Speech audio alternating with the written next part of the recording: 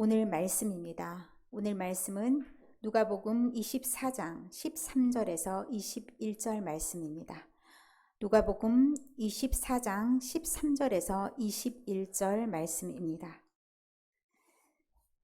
앞에 화면을 보셔도 되고 여러분이 가지고 있는 성경을 찾으셔도 되겠습니다. 제가 가지고 있는 성경은 신약 성경 140쪽입니다. 찾으신 줄 알고 교독하시겠습니다.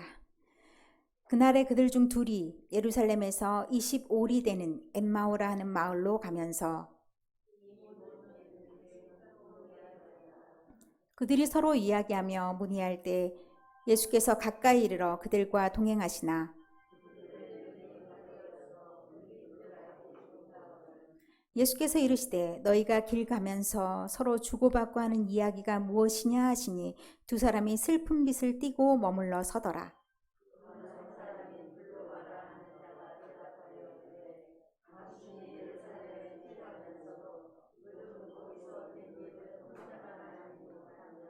이르시되 무슨 일이냐 이르되 나사렛 예수의 일이니 그는 하나님과 모든 백성 앞에서 말과 일에 능하신 선지자이거늘.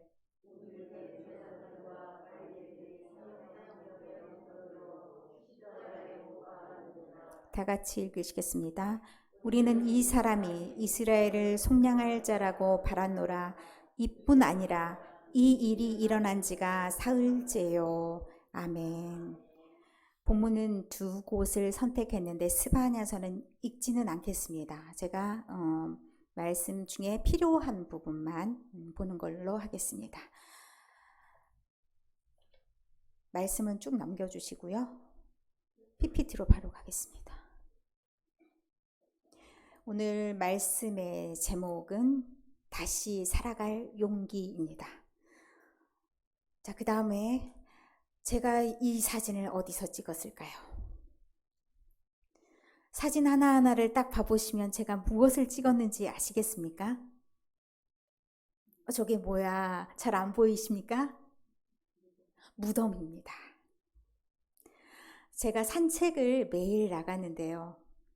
이게 사람 숫자가 더 많은 건지 무덤이 더 많은 건지 잘 모르겠어요. 그러니까 동네 풍경에 제가 사진을 이렇게 딱 찍으면 걸리는 게 다 무덤이 있더라고요.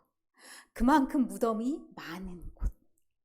왜 그럴까 생각했는데 무덤이 제일 좋은 자리도 차지하고 있어. 양진역에 햇볕이 쫙 쬐 내리는 곳, 예쁜 풍경, 다 거기에 뭐가 있냐? 무덤이 있더라고요. 자, 우리가 흔히 그런 얘기 합니다. 누군가 죽으면 아유 죽은 사람만 불쌍하지 산 사람 어떻게든 살아 이렇게 얘기하죠. 맞습니까? 틀립니까?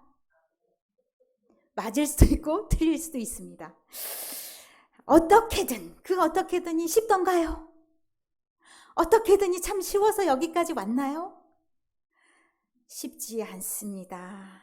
어찌 보면 저렇게 안락하게 햇볕도 쬐면서 편안하게 저렇게 누워있는 게 낫지 않을까? 라는 생각도 종종 하게 되는 게 우리의 삶입니다. 제가 새벽 예배 나오신 분들에게는 말씀을 드렸는데 40대 초반에 목숨이 위태위태한 분들이 계시다라고 했는데 한 분은 캐나다에 사시는 목사님입니다.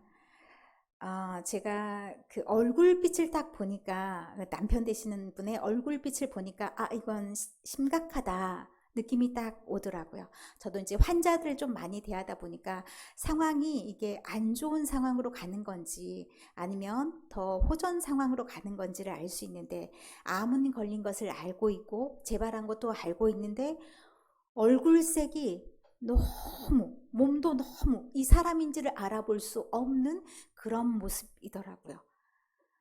그런데 영어로 이제 캐나다니까 영어로 이제 페이스북을 제가 하는데 거기에 막 부고가 올라오더라고요. 그래서 제가 나름 짐작은 했습니다. 상황이 좋지 않았구나.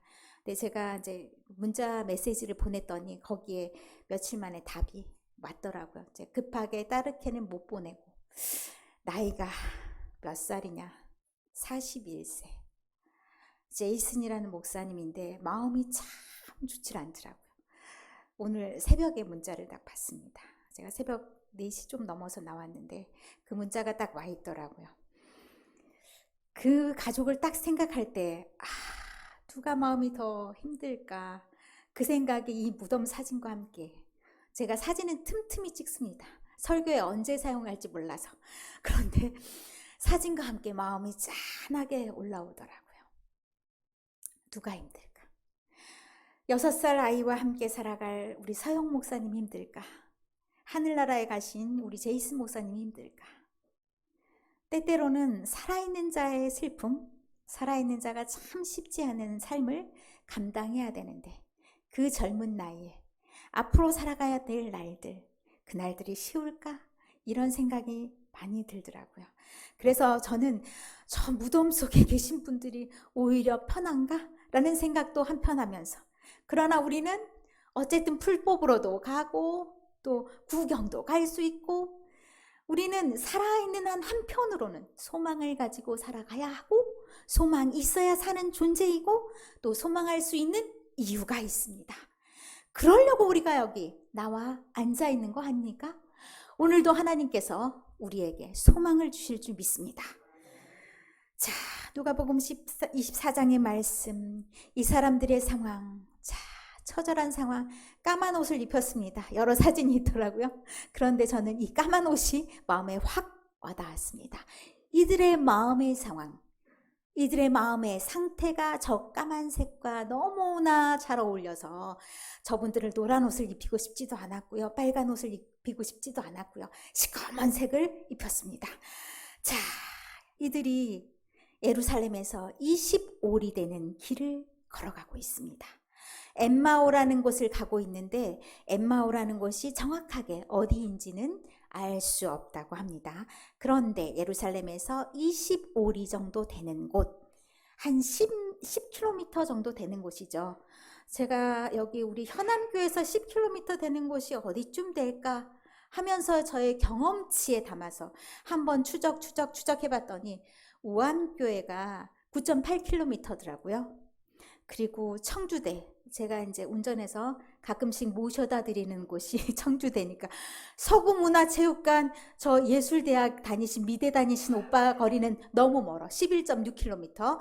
그리고 그 청주대 정문 우리 큰아들 모셔다 드렸을 때 갔던 그 길 거기는 10.6km인가 8km인가 그 정도 되더라고요. 그러면 그 사이 어디쯤? 그것을 걸어서 가려면 어느 정도 걸어야 될까요? 2-3시간? 여러분의 걸음으로 빠른 걸음은 2시간에 주파할 수 있나요? 열심히 걸으면?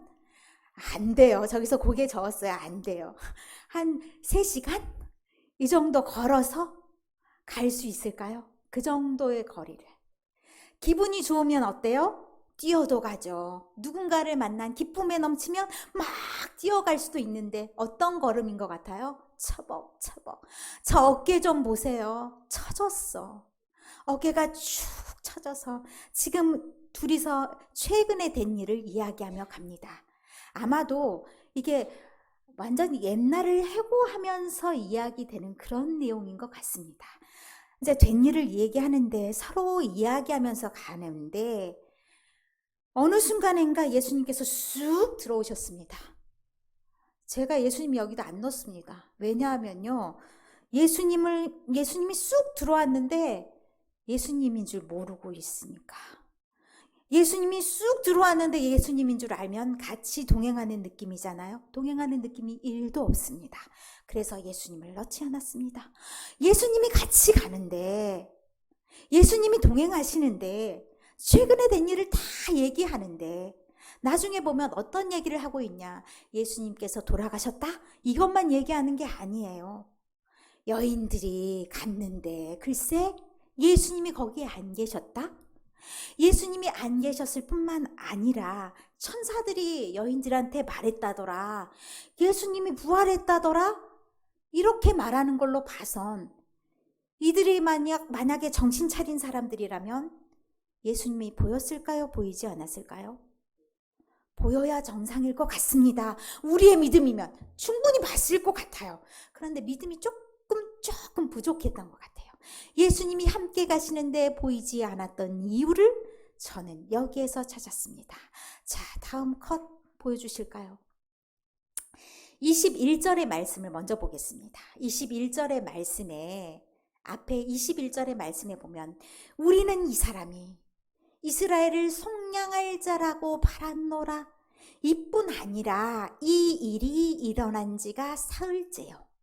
자, 여기엔 대단한 말들이 들어가 있습니다. 이들의 마음이 들어가 있습니다. 자, 예수님을 향한 마음이 어떤 마음인지를 알 수가 있습니다.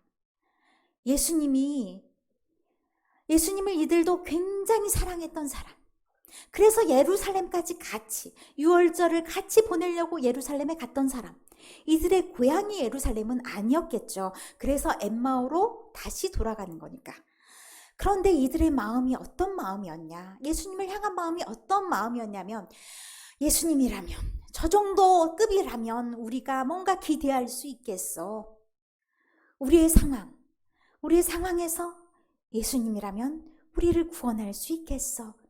이 속량이라는 것은 우리의 상황을 완전히 갚아줄 분이라는 기대가 있는 겁니다. 우리의 개인적인 상황도 있을 거고요. 우리의 개인적인 어려움이 있잖아요. 하나님이 나한테 이것만은 해줬으면 좋겠다. 이렇게 생각하는 마음이 있잖아요. 나의 건강의 문제일 수도 있고, 나의 자녀들의 문제일 수도 있고, 여러 가지 경제적인 상황일 수도 있고, 관계의 문제일 수도 있고, 이런 개인적인 상황. 그거 좀 해결 안 해주나? 저 정도면 해결해 줄 수 있을 것 같은데? 그런 개인적인 문제도 있고요. 또 한 가지, 이들의 공통의 문제가 있습니다. 이들의 공통의 문제라는 것은 이들이 로마 때문에 아주 못 살겠어. 로마 때문에 살 수가 없어. 자기들이 농사한 것도 다 빼앗겨.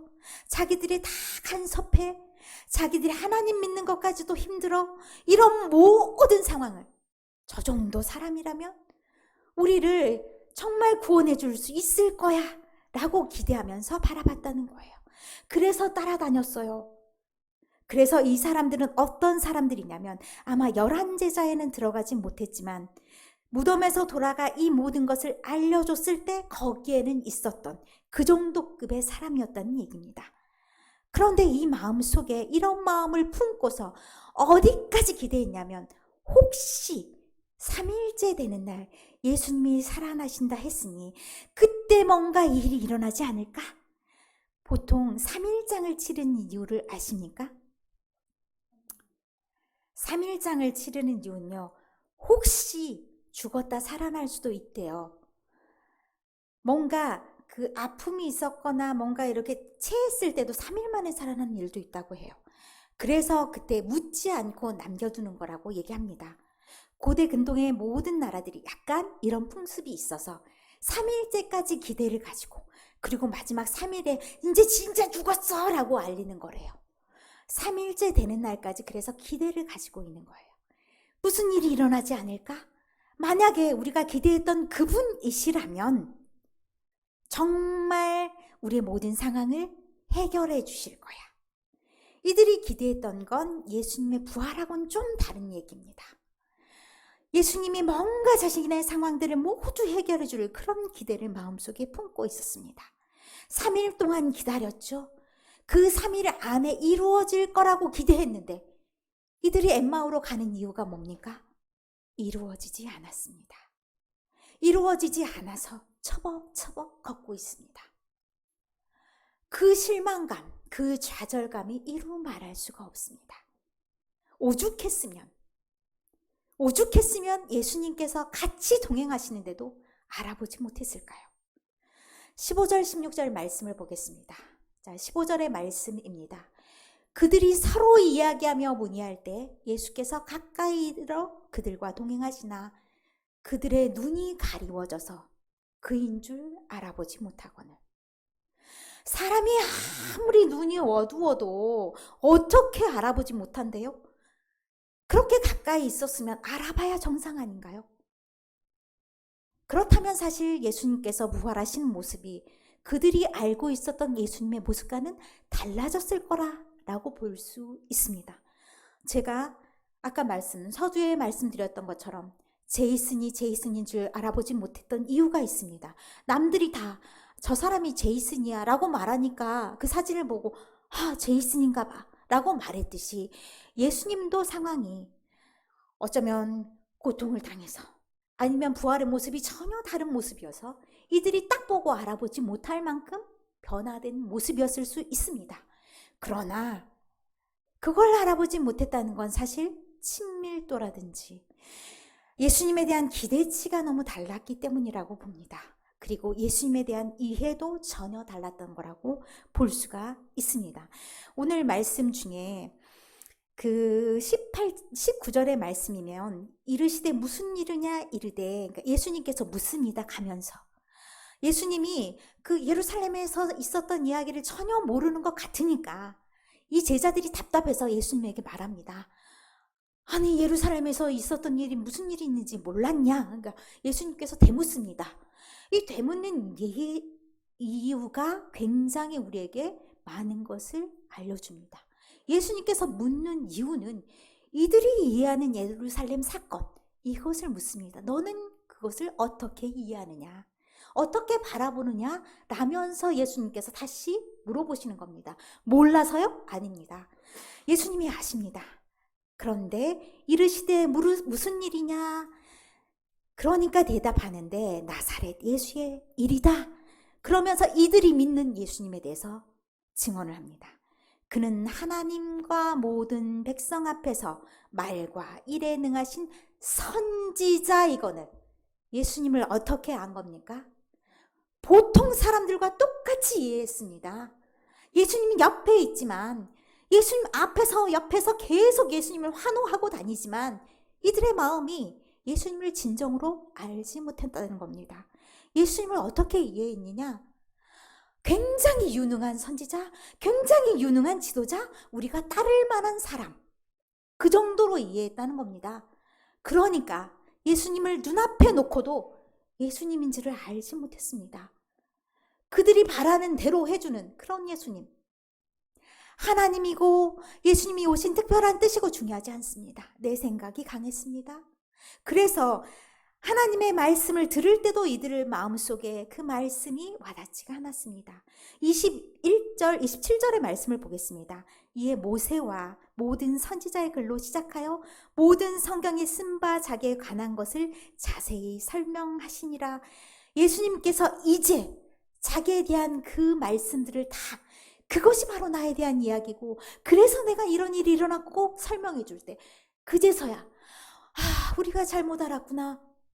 이분이 진짜 그분이신가? 나름 그런 생각을 해볼 만한 그 정도 이르렀고 정말 예수님을 알게 된 건 30절에 이르러서야 알게 됐다 말합니다. 그들과 함께 음식 잡수실 때 떡을 가지사 축사하시고 떼어 그들에게 주시니 그들의 눈이 밝아져. 뭐라는 거예요? 이제 말씀을 다 듣고 보니 자기가 경험했던 것들이 진짜 그 예수라는 걸 이제야 경험하며 알게 되었다라는 얘기입니다. 우리와 함께 하시는 예수님을 우리가 기대하고 나아가는데 그 예수님을 발견하지 못하는 것은 우리의 희망과 우리의 소망 때문에 우리의 눈이 어두워져서 그 말씀하신 바를 깨닫지 못하고 그 경험했던 바를 알지 못하고 그분이 예수님인 줄 알지 못하기 때문에 우리와 동행하더라도 그 동행을 이해하지 못하고 보지 못하고 우리는 어떻게 걸어가고 있어요? 처벅처벅 슬픔에 겨워서 우리랑 함께하는 분은 아무도 없어. 우리랑 함께 해줄 수 있는 힘이 없어. 나에게는 힘이 없어. 이제는 우리에겐 희망이 없어. 좌절하며 가는 그런 길이 되는 겁니다. 제가 이걸 다 느끼면서 우리의 모습이 참 이들보다 못하다라는 생각이 딱 들더라고요. 자, 저희 집에 저를 굉장히 환영하는 인파들이 있습니다. 우리 동네 모든 동물들의 낙원이 저희 집인 것 같습니다. 하다 못해 오늘 새벽에 까치들도 우리 집에서 밥을 먹더라고요. 모든 동물들. 이와 같은 일이 우리 교회에 일어나야 되는데 그 많은 사람들이 우리 교회에 다 와야 되는데 동물들이 알아봤으니 동물들이 굉장히 예민하대요. 환경의 변화를 굉장히 빨리 감지한대요. 이 변화가 사람에게 인지될 때까지 좀 시간이 걸린다고 해요. 그런 변화가, 그런 축복이 우리 교회도 임할 줄 믿습니다. 이제 알고 다 올 거예요. 기대합니다. 그런데요, 저기 앉아있는 저분이 얼마나 웃기냐면요. 어제 아침 새벽에 새벽 예배를 마치고 제가 집으로 가지 않고 목양실로 딱 향하려고 하는데 저분이 저를 부르셔요. 야옹야옹 하면서. 그리고 집을 향해서 자꾸 저 한 번 봤다가 저쪽을 향해 한 번 봤다가 그러면서 살짝 저의 한 발짝을 더 움직여서 저 계단 위쪽에 올라가 앉아 계셔요. 이리 와 이리 와 이러면서 제가 배고픈가 보다, 저쪽으로 가야 되나 보다 하고 이렇게 한 발짝씩 올라갔더니 그 앞으로 또 나가세요. 이제 팔로우미, 나를 따르라 하면서 가는 거죠. 제가 그쪽으로 또 가니까 이제는 저 옆에 있는 사진이 뭐냐면요, 저희 창고 문 앞에 딱 앉아있는, 밥이 나오는 곳을 알아요. 거기에 딱 앉아있어요. 아주 눈이 어디를 향하지 않아 딱 거기만 바라보고 거기에서 뭔가 나오리라 기대하며 너 거기 가서 빨리 나와, 이걸 기대하며 거기에 앉아있는 모습을 보고 와, 정말 요물이네, 그 생각이 딱 들더라고요. 나올 곳이 있는 걸 알잖아요. 목적이 분명한 저 동물들. 우리의 목적이 어디에 있는지, 저들의 목적은 사실 저를 움직여서 이렇게 향하게 하는 거잖아요. 그런데 우리의 목적은 저들과는 좀 차원이 달라야겠다 생각해 봅니다. 하나님이 우리에게 주시는 것들이 우리의 생각과 좀 다를 때가 있습니다. 그렇죠? 그래서 우리가 어떻게 해요? 우리와 함께 하시는 하나님을 알지 못합니다. 그리고 때때로 우리에게 있는 어려움 때문에 우리가 좌절할 때가 있습니다. 자, 우리의 모습이 어떤가? 그 다음 사진 좀 보여주실까요? 저렇게 우리의 모습이요, 저게 누군가 저 사진에 댓글을 달았다고 합니다. 퇴근하는 사람들의 모습 어때요? 당당한 모습이 아니죠. 물에 빠진 생쥐도 아니고 아주 축 쳐서 죽을 것 같아, 손가락 하나도 까딱하기가 싫어, 이런 모습이잖아요. 그런 모습으로 축 쳐져서 힘이 더 이상 나오지 않은 그런 모습. 그날에 사람이 예루살렘에 이르기를 두려워하지 말라, 시온아 내 손을 늘어뜨리지 말라, 이 말씀이 딱 연상이 되더라고요. 우리의 모습이 우리의 여러 가지 힘겨운 삶 때문에 편안하게 누워 계시는 저 무덤 속에 있는 저분을 막 부러워하면서 그런 삶이 아니라 그때 하나님의 음성을 들으셔야 한다는 거. 내 손을 늘어뜨리지 마라, 하나님이 우리에게 말씀하신다는 거. 내가 일이 잘 안 풀려요, 내가 힘겨워요, 내 마음대로 안 돼요. 그때 내가 쭉 쳐져가고 있을 때 하나님의 등짝을 자, 등짝도 있습니다. 등짝 스매싱이 아니고 등짝을 두들겨 주시는 그 모습, 격려하실 모습이 또 우리가 이미지로 넣어드렸습니다. 자, 찾아주세요. 그 뒤의 모습. 자, 하나님 이렇게 두들겨 주시면서 주저앉았냐, 진짜 어깨도 축 늘어져도 불쌍해 죽겠는데 이제 주저앉았냐. 자, 말씀하십니다. 어떤 말씀을 들려주시느냐? 말씀 있습니다. 스바냐서의 말씀을 들려주십니다. 자, 말씀 한번 보실까요? 3장, 스바냐 3장 16절 17절. 그날에 아까 말씀했죠. 손 늘어뜨리지 마, 그렇게 축 처져 있지 마. 자, 투덕투덕 해주시면서 너의 하나님 여호와가 너의 가운데 계신다, 안 보이냐? 스바냐라는 말씀의 뜻이 뭐냐면요, 감추어져 있어. 하나님이 네 눈에 감추어져 있어. 그런데 하나님이 너를 보호하고 계셔 라는 뜻이 있습니다. 너희 하나님 여호와가 너희 가운데 계셔. 그는 구원을 베풀 전능자셔. 힘이 없는 분이 아니란 말이야. 힘이 있어. 그래서 전능자 그가 너로 말미암아, 그가 너를 사랑하셔. 그가 너로 말미암아 기쁨을 이기지 못하시며 너를 잠잠히 사랑하시며 너로 말미암아 즐거이 부르며 기뻐하시리라 하니라. 아멘.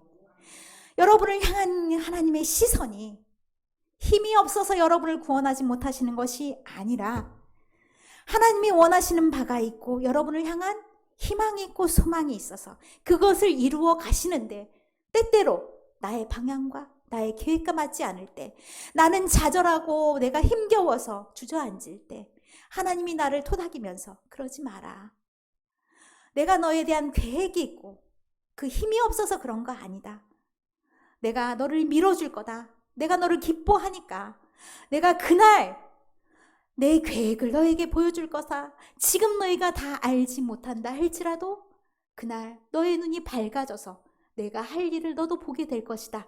그러니 주저앉지 말고 축 처진 어깨로 살아가지 말고 힘을 얻어라 라고 오늘도 여러분에게 말씀하시고 들려주십니다. 축 처진 어깨 당당하게 펴시고 오늘도 힘차게 나아갑시다. 자, 어깨를 한번 쫙 펴보실까요? 자, 활짝 펴시고 하나님을 믿습니다. 하나님을 믿습니다. 전능자 하나님을 믿습니다. 그 하나님이 여러분의 모든 상황 가운데서 구원을 베풀어 주실 줄 믿으며 힘있게 나아가시면서 절대 기운 빠져서 축 처져서 다니지 마시면서 혹시라도 옆에 있는 사람이 기운 빠져 이렇게 다닐 때 어떻게 해줘요? 등을 토닥 팍 스매싱 하지 마시고 토닥토닥 해주면서 너와 함께 하셔. 하나님이 너와 함께 하셔. 내가 너를 위해 기도하마. 그런 격려의 말씀을 날려주시면서 같이 힘 얻으며 우리 교회가 그렇게 힘차게 나가면 어떻게 된다고요? 이미 알아본 동물들과 함께 동물보다 더 많은 그런 하나님의 사람들이 몰려들 줄 있습니다. 희망으로 나아가시는 우리 모두가 되시기를 간절히 바라면서 찬양하시겠습니다.